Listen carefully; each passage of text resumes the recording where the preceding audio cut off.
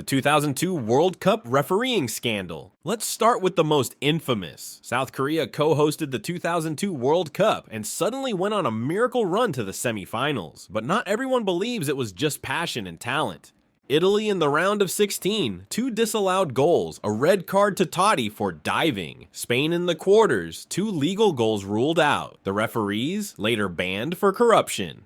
To this day, clips of those matches circulate online as proof that something bigger was at play. The theory is that FIFA wanted South Korea to go far for political and commercial reasons, boosting the profile of football in Asia, proving the World Cup could succeed outside Europe or South America. It would be a perfect marketing story. Coincidence? Or a fixed fairy tale? To this day, Italian and Spanish fans don't call it football history. They call it daylight robbery. The 1978 Argentina World Cup conspiracy. The host nation Argentina needed a huge win against Peru to reach the final. Somehow they won 6-0.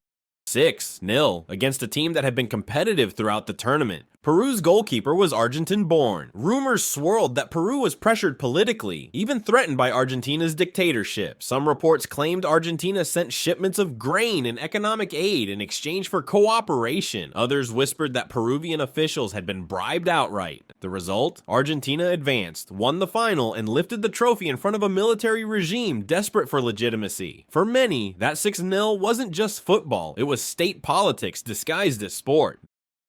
The Qatar 2022 World Cup bribery theory. Fast forward, Qatar won hosting rights for the 2022 World Cup, a desert nation with no football tradition, blistering heat, and almost no stadiums at the time. How did they beat countries like the US, Japan, or Australia? The theory, bribery on a global scale. Years later, FIFA officials were actually indicted for corruption and several admitted wrongdoing. Secret payments, favors, hidden deals, allegations piled up. Did Qatar buy the World Cup? The official line is no. But with billions in play, stadiums popping up out of nowhere, and arrests made at FIFA headquarters, fans see the conspiracy as basically confirmed.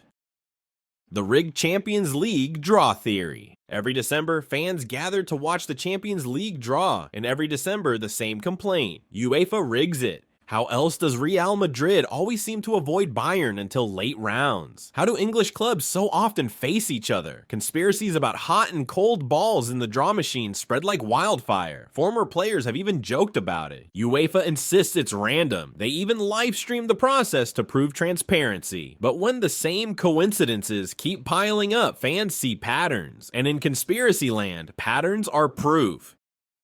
Calciopoli, the Italian fix. Not every conspiracy is just a theory. Sometimes it's real. In 2006, Italian football was rocked by Calciopoli. Wiretaps revealed Juventus directors influencing referee appointments. Milan, Fiorentina, and others were implicated. Matches weren't fixed with bribes, but referees were steered to favor certain clubs. Juventus were stripped of titles and relegated to Serie B. For years, rival fans shouted thieves at Juve supporters. It wasn't paranoia, it was documented corruption. Calciopoli proved the unthinkable that the whispers fans trade in pubs can sometimes be true, and once a conspiracy turns real, every future referee decision is met with suspicion. The Barcelona vs. Chelsea 2009 theory. Chelsea fans still wake up sweating from this one. Champions League semi-final, Stamford Bridge. Barcelona need a result to go through. Chelsea get 4 Stonewall penalty shouts. PK handball. Drogba pulled down. More obvious fouls. The referee, Tom Henning Ovrebo, waves them all away. Barcelona equalize, go through, and later lift the trophy. The theory, UEFA wanted a Barcelona versus Manchester United final. More glamour, more money. Messi versus Ronaldo on the biggest stage. Chelsea fans didn't see bad luck, they saw a fix. Drogba said it live on TV. It's a disgrace. And for Blues fans, it always will be. The Franco-Real Madrid theory. For decades, rivals claimed Real Madrid's success was built on dictatorship. General Franco, Spain's fascist leader, supposedly backed Real as a propaganda tool. Refs gave them favorable calls, the government gave them financial support, and stars like Di Stefano ended up in Madrid through shady politics. Madrid fans deny it. They argue the club's success was built on talent and European dominance. But for Barcelona fans, Franco's team became a rallying cry. To them, Madrid weren't just opponents. They were the dictatorship's darling. Even today, El Clasico isn't just about football. It's about history, politics, and a conspiracy theory that refuses to die.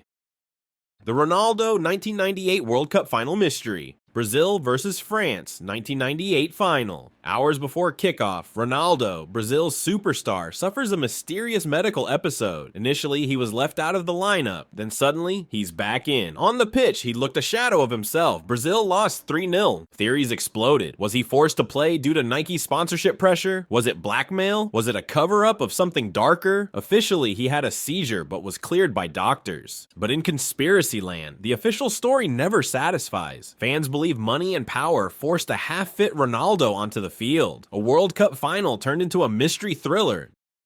The transfer mafia theory. Fans often joke that agents and super clubs secretly run the transfer market, but is it a joke? Super agent Jorge Mendes moved players like chess pieces. Ronaldo, Falcao, James Rodriguez, all bouncing between friendly clubs. Mino Raiola, before his death, wielded similar influence with Pogba, Haaland, Ibrahimovic. The theory, transfers aren't just about tactics, they're about laundering money, shifting debts, and keeping powerful people richer. Every time a player moves for an inflated fee, the whispers grow louder. Who really benefits?